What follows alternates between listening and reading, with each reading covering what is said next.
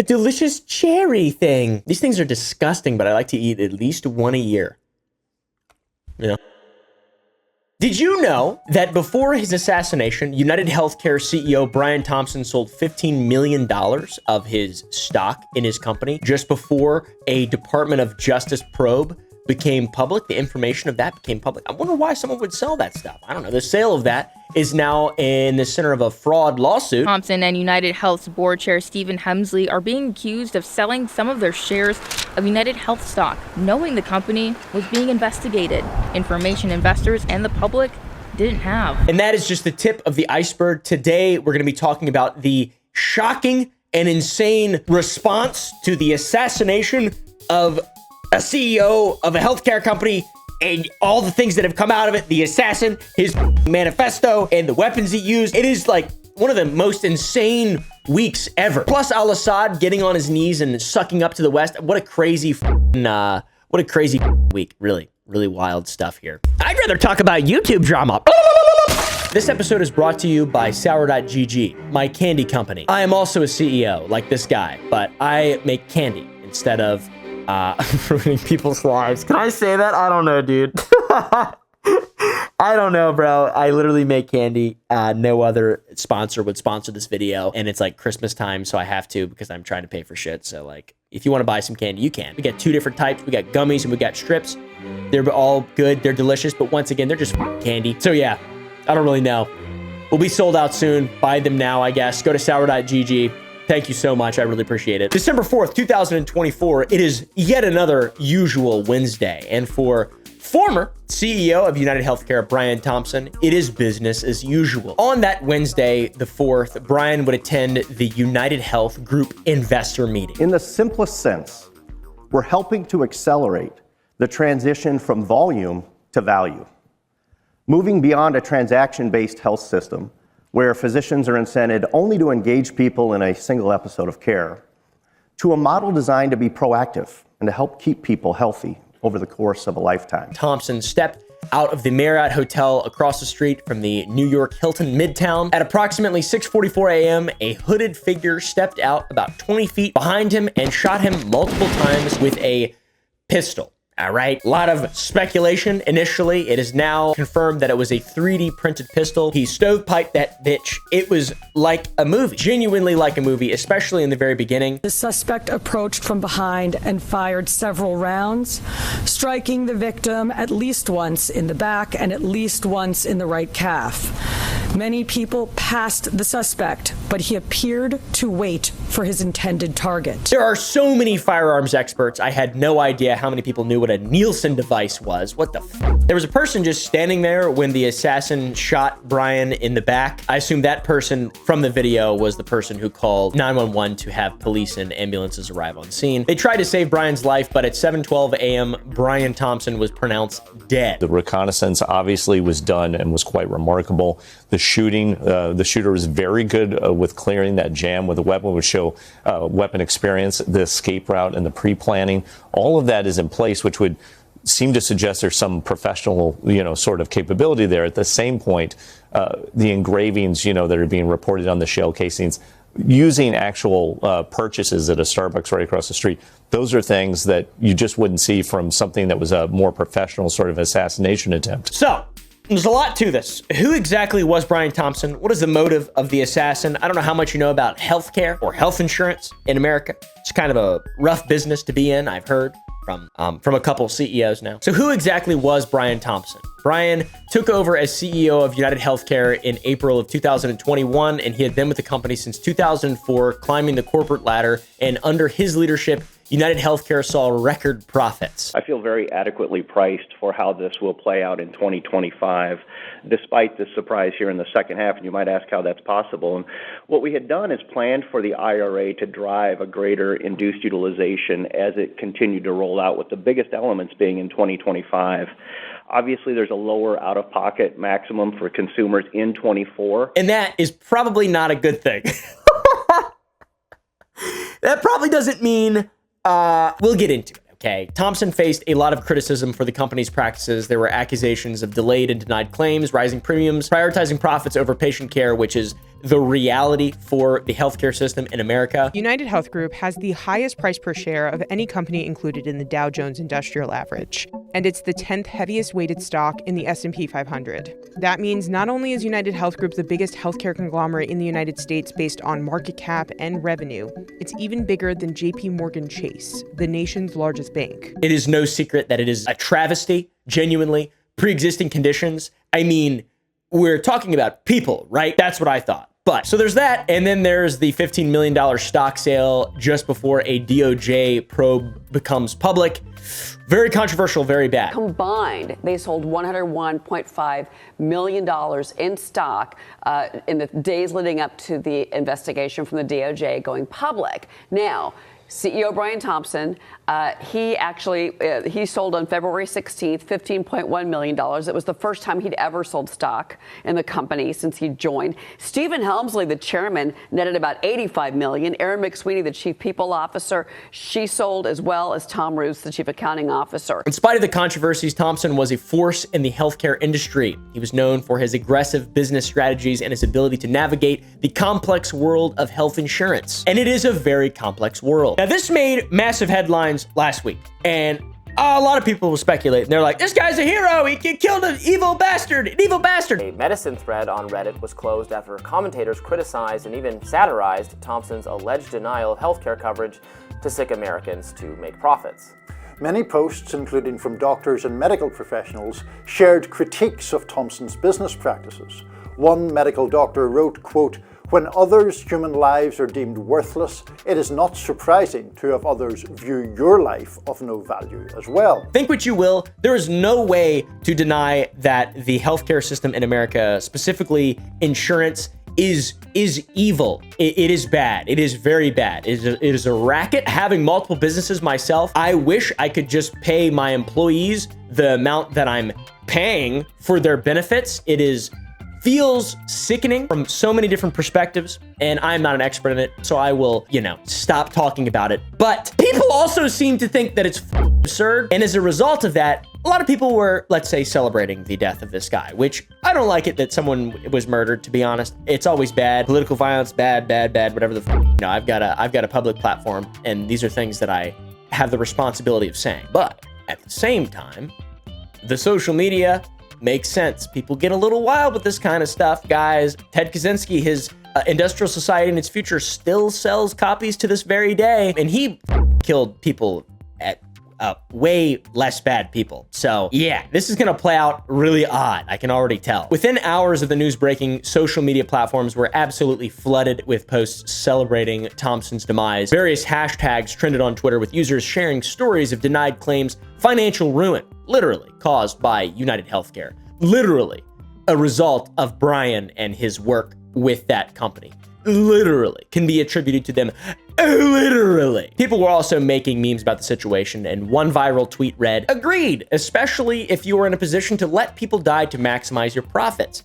Given the stories I've seen about companies declining payments for life-saving care since this happened, I'm surprised it hasn't happened more." Another said, "Denying medicine and medical care increases profit. It's literally part of their business model. Greed is the problem." Now, I don't know if any of that's true, but I have never heard anyone like health insurance, and my mom and dad, fortunately both are of good health and have no pre-existing conditions, could not afford health insurance at any point until I started providing it for them, because I'm fortunate enough to be able to do that because they were self-employed and they have low net profit in their business of choice. It's not their fault that they want to do a job that makes their lives meaningful, and that is work with horses and do stuff, but you don't make a lot of money doing that. And health insurance companies, or even way back to Obamacare with Medicaid, what is it called? The healthcare marketplace, and all these different subsidized options, still $600 a month, $800 a month, $400 a month, not including dependents. So it's bad. It's really bad, and it's been bad for as long as I've been alive. There's an entire generation of people that have never had a positive experience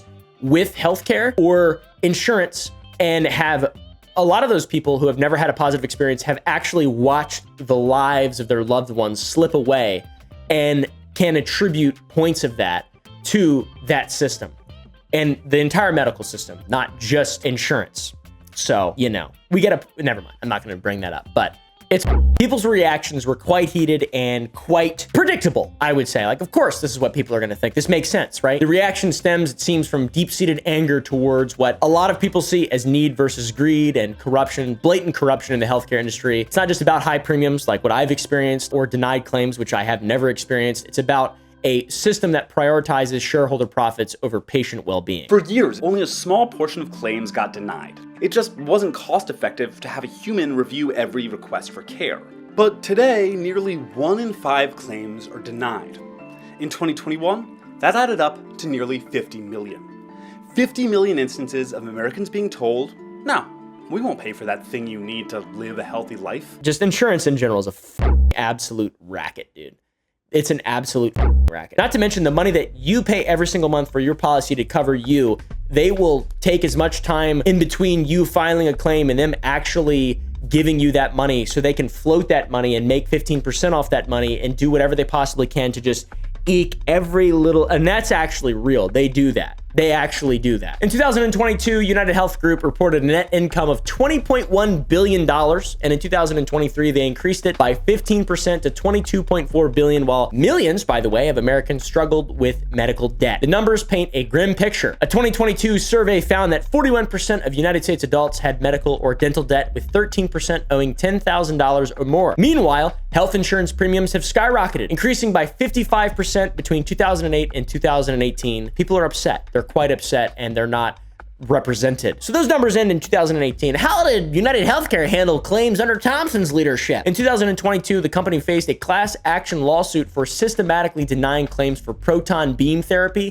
despite its proven effectiveness for certain cancers. They also came under fire for using AI algorithms to reject claims automatically without a proper review.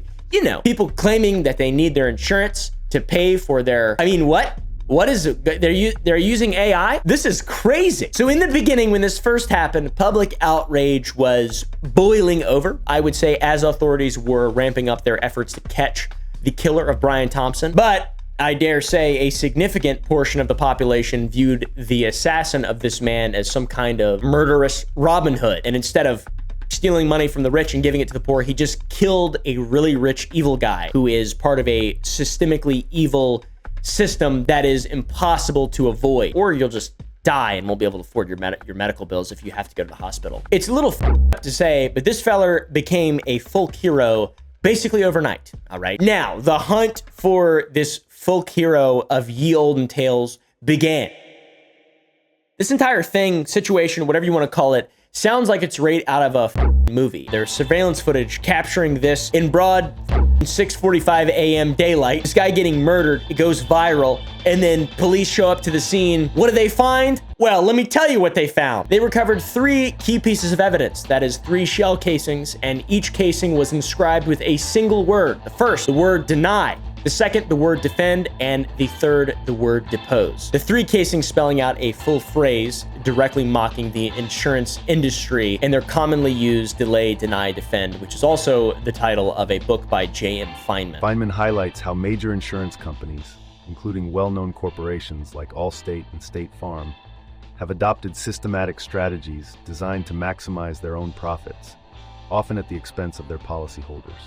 This focus on profit often leads to the unwarranted denial of valid claims, a practice that is neither rare nor the result of a few rogue employees, but rather a coordinated approach embedded within the company's operational tactics. It's very well known in the world. It's very clearly premeditated. After the hit, the killer's escape route was fairly methodical. We now know what exactly happened thanks to investigative reports coming out. At 6:44 a.m., Brian Thompson exited the New York Hilton on 1335 6th Avenue, and the shooter, which investigators now believe is Luigi Mangione, I believe he's been charged. He stood waiting for the CEO before firing at him 3 times and killing him. He then ran into an alleyway between 54th and 55th Street before returning to 6th Avenue, hopping on a bike, and then riding that bike to Central Park, eventually crossing Center Drive at 6:48 a.m. All of this happened in around 4 minutes. He made great time. His escape was methodical. On December 6th, the NYPD released grainy surveillance images of the suspect, and the photos show a person of average height and build wearing a jacket and a backpack, blending in with the average New Yorker. Dude looks a little Italian. Look at them eyebrows. That's pretty crazy. Look at that. Look at that guy. There's even this image of what we now know as the assassin, of him apparently taking off his mask to flirt with a girl at a location before the murder. I mean, this is like a movie. This is like a it's crazy that this is a real story. Supposedly flirting, by the way. I don't know if we can actually prove that. So what do we know about this guy? A lot! A whole lot! Mangione is a 26-year-old valedictorian with a bachelor's and master's degree in computer science, but his exact reasoning and motivation for the murder, hit, assassination, whatever you want to call it, is unclear. What is clear is that it was absolutely premeditated and he's trying to do something. He hit the ground immediately toying with investigators, once with the shell casing and secondly with his backpack being uncovered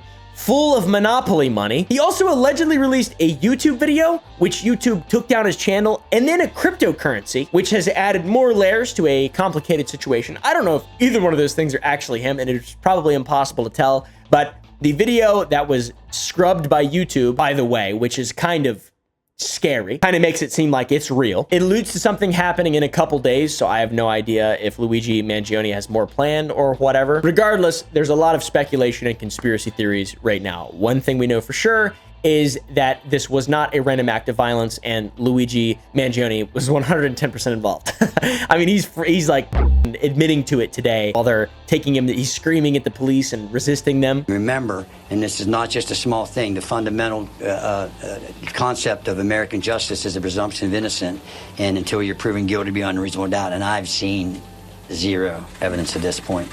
And so I'm not even aware of what any charges. So now, why? Why would someone go to such lengths to ruin their own life to take out a health insurance CEO? And how would they pull it off with such precision? As the investigation continues, attention is turning to the killer's preparations. How long was he in New York? Where did he stay? And most importantly, where did they get a gun? I thought guns were illegal there! And suppressors too! Oh, you're telling me it was a 3D ghost gun? Oh, crap. I guess it's impossible to track those. So fortunately for you, we're insanely good at research and hardball interviews. He checked into the HI New York City hostel on Amsterdam Avenue, paying with cash and blending into the urban hum of the city. This guy fit right in. With a fake New Jersey ID in hand, he became just an anonymous traveler. But behind the ordinary facade lay a meticulous plan engineered down to the last bullet left at a crime scene. A chilling message only the sharpest investigators could decode. Just kidding. Anyone with a Google search engine could decode what he's trying to say. He shot a healthcare guy and then put a healthcare industry meme about how much of a pieces of shits everyone is in that industry on the bullets he shot the guy with. Okay? It's not that complicated. The weapon of choice was no random pick. A suppressed, unregistered ghost gun. A silent execution designed to vanish without a trace. But it also, to me, seemed like he kind of wanted to get caught, and he wasn't that good at getting away. He got caught at McDonald's. Anyways, that's a spoiler. We'll get to that. After the murder, he disappeared into the dark labyrinth of the city streets, leaving behind a baffling breadcrumb trail.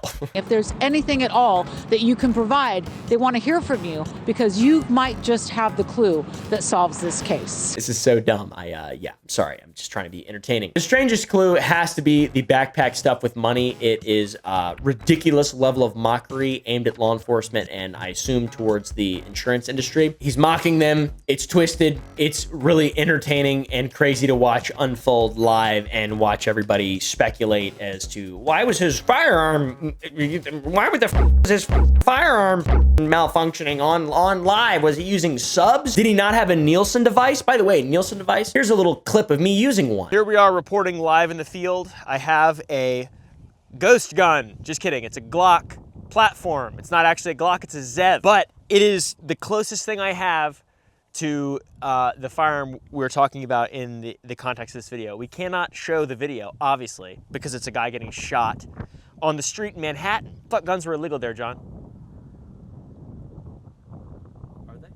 I think I just found a plot hole. I have currently the optimum setup right here for a Glock, which is a piston Nielsen device. You probably have heard for the first time ever people describing it. It is a little thing that goes on a suppressor that allows it to work with guns where the barrel cocks back and points up. And this gun still kind of operates like a piece of shit whenever it's suppressed. I'm going to start with supersonic ammunition and show you guys what happens and just how unreliable my ghost gun is. Fire in the hole. It worked. First shot, it worked. This is subsonic ammo now. All right, heavy ass Winchester super suppressed, cheap subsonic ammo. Sounded louder. How's that possible? How the fuck is that even possible? Okay, now it's quieter.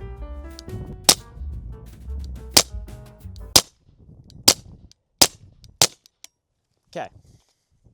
Oh, malfunction. Let's try it without the piston and see what happens. So this is a Silencer Co. Omega 9, which is one of the first suppressors I got. It's a little hot right now, but you see it's a little, it's literally a spring piston that retracts. It just helps with energy delivery and inertia of the slide, and you can see the barrel lifting as it comes back. It just makes the gun run a lot smoother and as intended. So I'm gonna take this little off. The suppressor has now magically appeared. I didn't do that. I didn't actually change it or anything like that, but watch this. It doesn't work on my gun because there's not enough space between my suppressor, the direct thread mount, and the actual working, moving parts of my slide and the firearm I'm using, because it's a Glock. Glocks are subpar. That's the moral of the story. It's not possible, which means there's plausible deniability, and whatever the official narrative is the narrative that I believe. Right? That covers your ass. I think that's good, right? Yeah. Okay, yeah. The first theory I saw was that he was using a well rod or a B&T, like little European, I put down my cows with this gun. It's like a little single shot twist thing. What? That's insane. It's interesting. That's not, it doesn't have a crack of a gunshot at all. It sounds like more of a loud thump. I don't know how well this comes through on camera.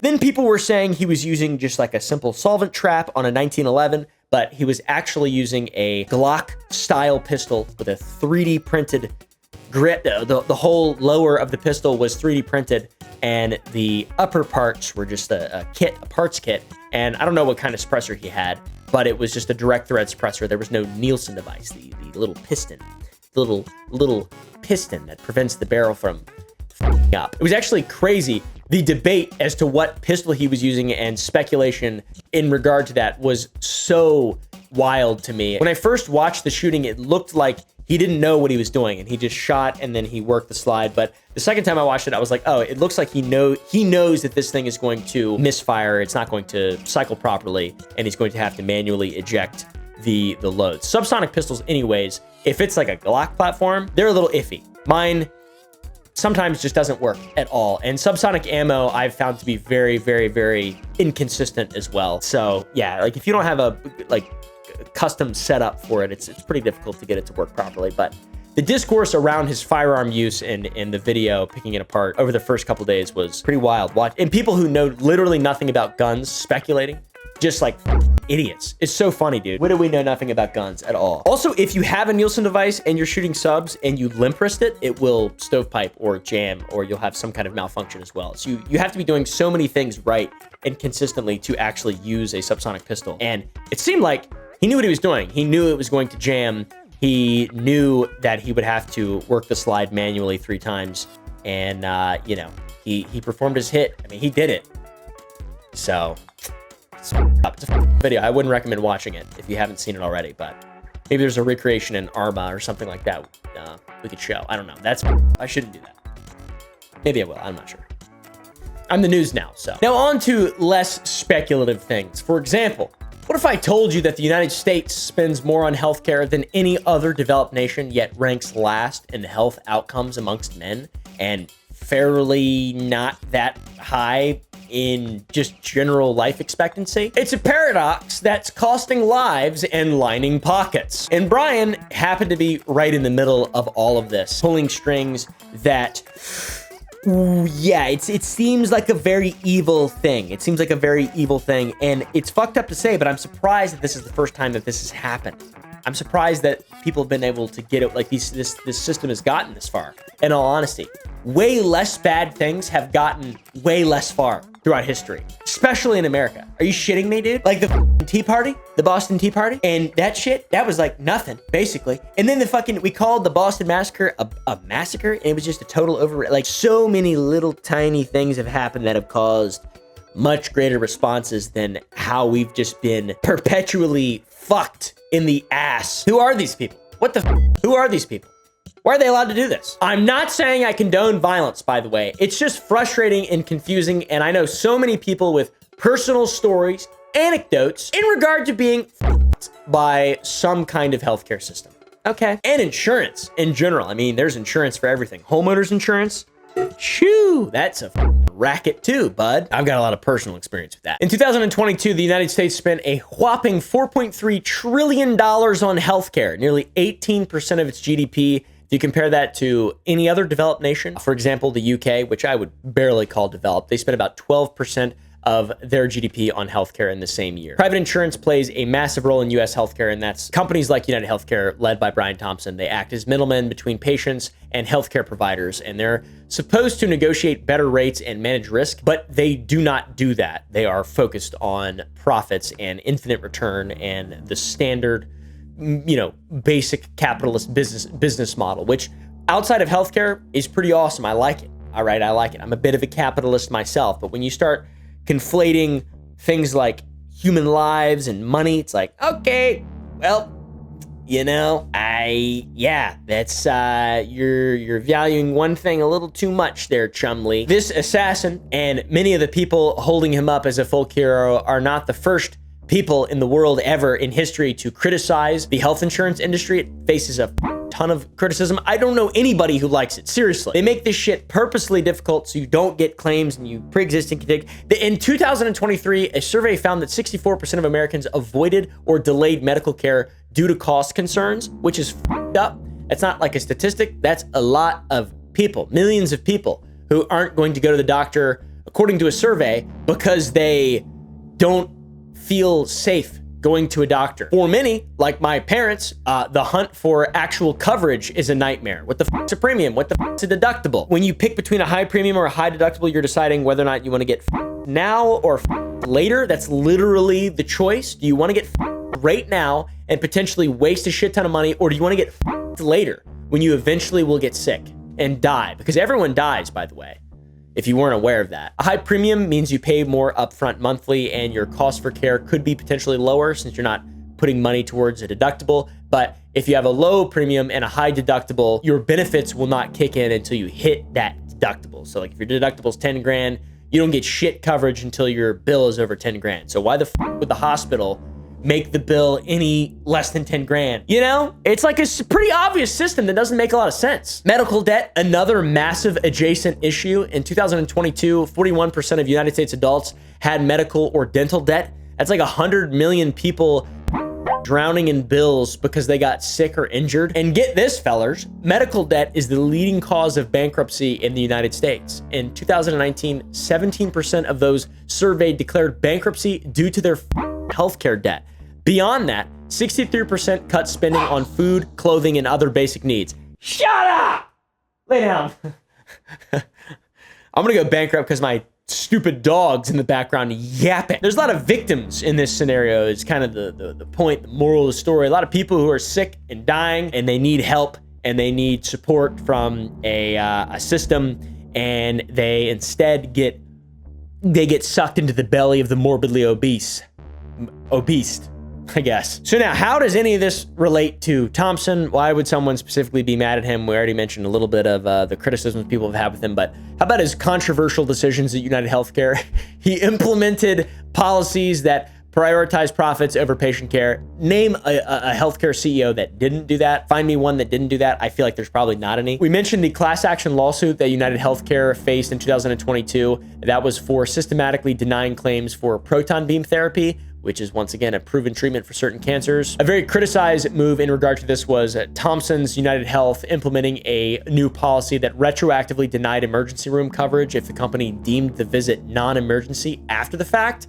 And this left people with massive unexpected bills, which is insanely After Thompson's death, the healthcare industry has gone into panic mode, and other insurance companies scrambled to distance themselves from the United healthcare practices. I don't know if it's too little too late. I don't know if the public's anger towards the healthcare system is ever going to recede now, because it's just all out there now. It's all out there that now there's no denying it. It's just the tip of the iceberg in regard to this stuff. And I'm personally not going to be celebrating a man's death publicly on my YouTube channel, but at the end of the day, I hope things improve. Always. I hope it doesn't take someone being assassinated for things to improve. If that's the case, then we're just letting you know. You remember the time when corporate bigwigs thought their biggest worry was a strongly worded tweet? Those were simpler times. Now it seems like people have realized that they negatively affect hundreds of millions of people a year, and they are now seen as no different than a tyrannical ruler, or, you know, people who have a lot of negative impact on a lot of people. That's these people, it seems like, at least. No longer is it strongly worded tweets. Now they need private security details and bulletproof glass. I mentioned insurance companies distancing themselves from United Healthcare's controversial practices.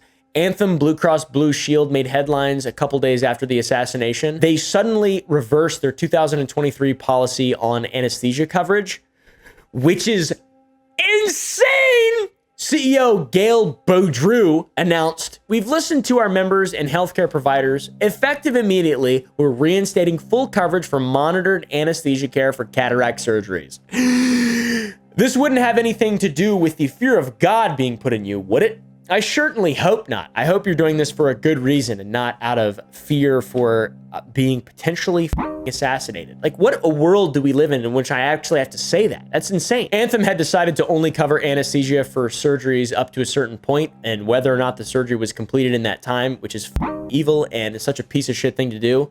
I mean, like, what? And suddenly a healthcare CEO gets popped, and then they're like, well, that's actually not a good idea. Surely it had nothing to do with their policy going viral that same day as well, and the CEO's picture and name starting to appear. I mean, the mob is out there, and they're really angry right now. It's wild. Some other healthcare companies also went as far as removing all their executive photos from their website post-assassination due to security concerns. I hope no good people seriously feel like they're in danger, or, you know, it sucks. I can't, you know, we shouldn't do this. We're a civilized country. But at the same time, who am I to say that actions don't have consequences? And who am I to say that, you know, this is like never going to happen and this is not the reality that we live in? Who am I to say? I don't know. I don't know. It seems like this is the reality we live in, and way worse has happened over way less. So yeah, this fella, Dale Buckner, the CEO of Global Guardian, which is a company that offers security services, shared a sentiment which was a dramatic increase for requests of permanent armed security around the clock and protection at executive homes. So there's a lot of really rich, powerful people who are negatively impacting a lot of people's lives, who are very scared right now, it seems like. Luigi Mangione has been caught. He's going to go to jail. We're going to learn more. We're going to see what happens if anything else comes out. How far did he plan this in advance? His manifesto, there's two manifestos circulating right now. I believe this is the right one. This is the one that NBC reported on, and this is the one that I saw go viral on Twitter. This one's like really conveniently well written and like a Wattpad thing. I think it was also written after he was in jail. And this one seems like a really angry young man who wanted to write. This one seems more realistic. As the dust settles, we know the United States healthcare system is now at a crossroads, and I'm not sure if this man's death will be catalyst for meaningful change, which would be a good thing, and in a loss of a human life, which is bad, or will it be business as usual once the shock wears off? I have no idea. We shall find out in the coming months. Anyways, thanks for watching. If you enjoyed, press the like button, and I'll see you in the next one. By the way, don't kill people. Don't shoot anybody. It's bad. It's never worth it. Yeah. I'm not sure. I feel like I'm supposed to say that. I really don't know.